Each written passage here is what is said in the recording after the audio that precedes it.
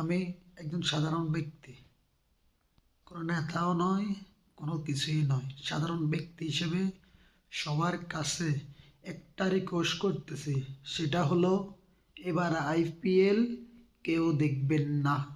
সবাই আইপিএলের বিরুদ্ধে যতগুলা মানুষ আছেন সবাই মিলে ফেসবুক, ইউটিউবে ভিডিও বানায় মানুষকে সচেতন করেন।